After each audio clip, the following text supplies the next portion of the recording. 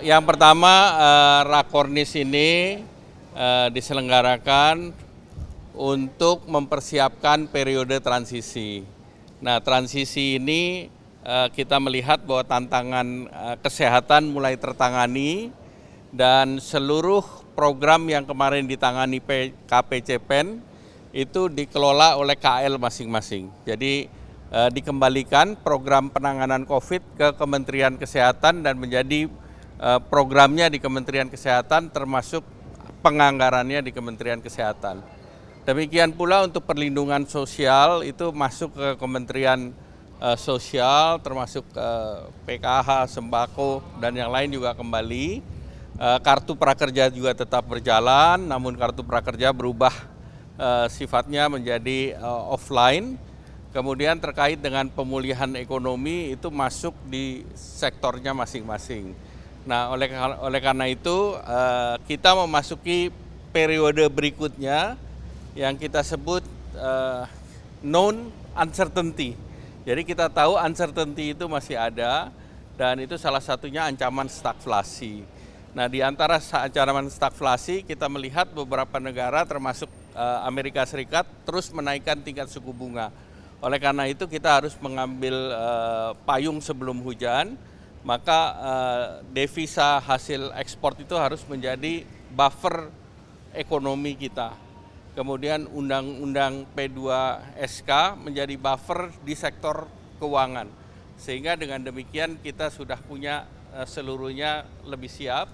Kemudian juga Perpu Cipta Kerja itu juga menjadi buffer karena banyak pasca Perpu Cipta Kerja ini kita harus menyelesaikan berbagai turunan PP yang kemarin dengan keputusan MK dilarang untuk memperbaiki PP.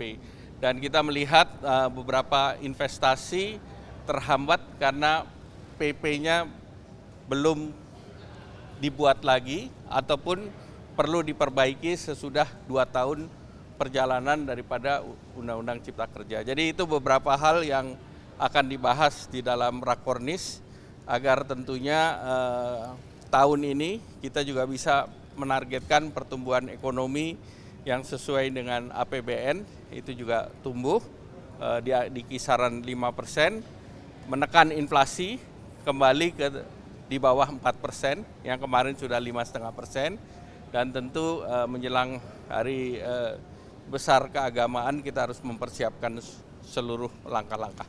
Demikian, terima kasih. Apa? DHE kita akan siapkan PP-nya dan usulan yang sedang dibahas 3 bulan. Progres Perpu Cipta Kerja di DPR seperti apa Pak sekarang? Perpu Cipta Kerja sedang akan dibacakan di paripurna, kita sedang menunggu proses pembacaan di paripurna. Seberapa optimis Pak? Dan ini sudah kita komunikasikan dengan fraksi-fraksi. 3 bulan Pak, karena tahan. Ya, sekarang kembali dalam situasi seperti sekarang, di mana negara yang menghadapi stagflasi, inflasi tinggi, kemudian pertumbuhan rendah bahkan negatif, seperti Amerika akan terus menaikkan tanda petik tingkat suku bunganya. Nah, kalau tingkat suku bunganya terus naik, bahaya bagi kita itu capital flight. Nah, untuk mencegah capital flight, kita harus punya dana yang cukup, terutama untuk membiayai ekspor dan import. Kebutuhan ekspor dan import kan real. Pada saat kebutuhan ekspor import itu disediakan dengan devisa hasil ekspor masuk, maka kita akan mempersiapkan ekosistem hasil devisa ataupun ekosistem dolar di dalam negeri, sehingga pengusaha kita tidak melulu bergantung kepada perbankan di Singapura. Nah, kita mempersiapkan infrastruktur di dalam negeri. 3 bulan cukup berarti Pak? Apa? Ada insentif nggak Pak biar nggak nakal gitu? Sedang dipersiapkan semua di dalam PP, termasuk nanti BI akan mengeluarkan PBI karena itu ada dalam amanat P2SK. Kemudian Kementerian Keuangan yang akan tentunya menyiapkan insentifnya.